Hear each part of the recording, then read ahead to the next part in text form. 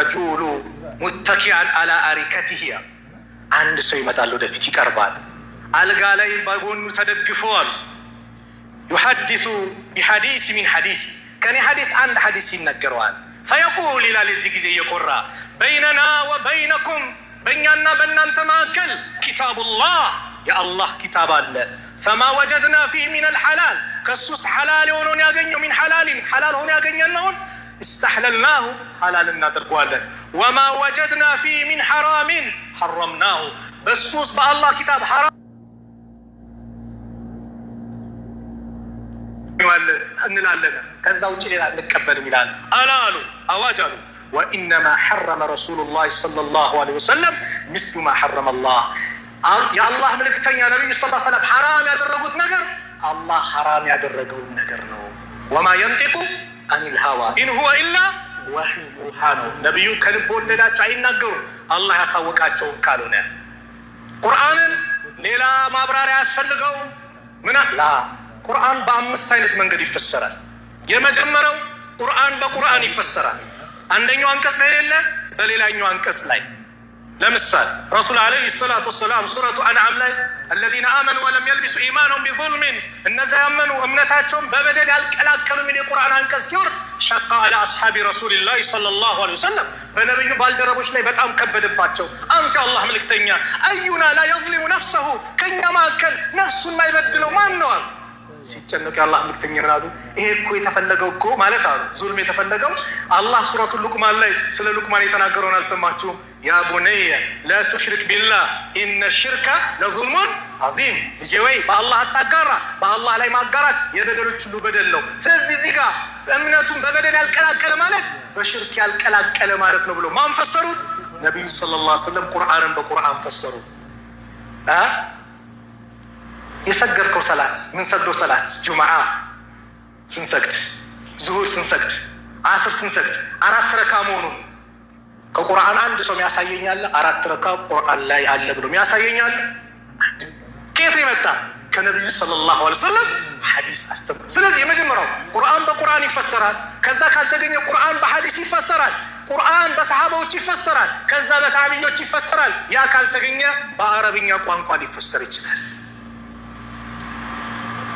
وما أتاكم الرسول فخذوه ملكتني متالاتون يازو يالو الله نو وما نهاكم عنه فانتوا يكلكلاتون تكلكلوا على الله نو كسل ملكتني رسولنا عليه الصلاة والسلام بقرآن من علاتو وأنزلنا إليك الذكر ودان تمجسجون ذكر قرآن أوردنا لتبين للناس ما نزل إليهم ودنس يتوردون فتشون ልትገልጽላቸው ልታብራራላቸው ወለዓለሁም የተፈከሩን እንዲያስተነትኑ ዘንድ ነብዩ የተላኩት ቁርአንን ሊያብራሩ ነው ቁርአን ላይ ያልተብራራውን በሐዲሳቸው አብራርተውታል ስለዚህ በአሁን ሰዓት ቁርአኒዝም የቁርአን ተከታይ ነን ይላሉ ሐዲስን ማይደግፉ ሐዲስን ማይቀበሉ ሰዎች ብቅ ብለዋል ከእንደዚህ አይነት ሰዎች ልጆቻችሁ ራሳችሁንም እኛ መመሪያችን የአላህ ኪታብ ነው አው የነብዩ ሐዲስ ነው ሁለት ነገርን ትችላችሁ ይጃለው ኪታቡላህ ወሱነቲ ያሉ የአላህ መጽሐፍ የኔን ሱና ሐዲስ እነሱን አጥብቃችሁ ከያዛችሁ ለን ተድሉ መቼም አትጠሙም ተብሏል فاطلب رحمكم الله حسن الخاتمة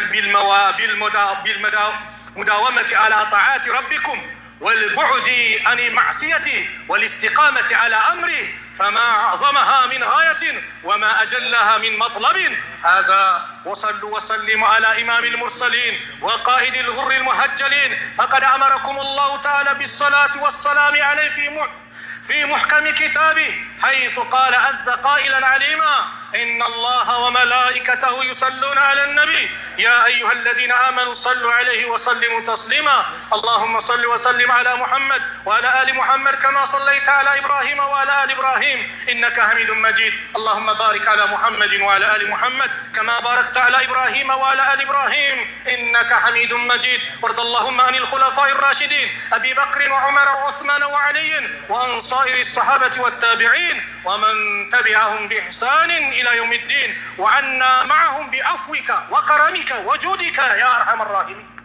اللهم إنا نسألك العافية في الأبدان والأمن في الأوطان والرحمة بالأهل والإخوان والفوز بالنعيم والرضوان اللهم اغفر للمؤمنين والمؤمنات والمسلمين والمسلمات الأحياء منهم والأموات إنك سميع قريب مجيب الدعوات. اللهم احسن عاقبتنا في الأمور كلها وأجرنا من خزي الدنيا وعذاب الآخرة. اللهم احسن عاقبتنا في الأمور كلها وأجرنا من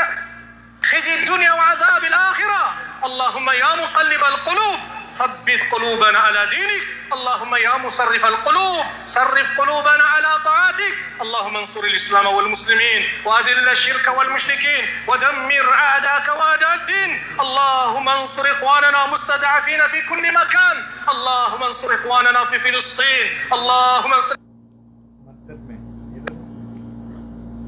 اللهم ادفع الظالمين بالظالمين. اللهم من أرادنا وأراد المسلمين بسوء فأشغل بنفسه يا رب العالمين يا أكرم الأكرمين يا ذا الجلال والإكرام يا حي يا قيوم برحمتك نستغيث. ربنا ظلمنا أنفسنا وإن لم تغفر لنا وترحمنا لنكونن من الخاسرين. ربنا آتنا في الدنيا حسنة وفي الآخرة حسنة وقنا عذاب النار. عباد الله إن الله يأمر بالعدل والإحسان وإيتاء ذي القربى وينهى عن الفحشاء والمنكر والبغي يعظكم لعلكم تذكرون. فاذكروا الله العظيم جليل يذكركم واشكروه على نعمه يزدكم ولذكر الله أكبر والله يعلم ما تصنعون. أقم الصلاة.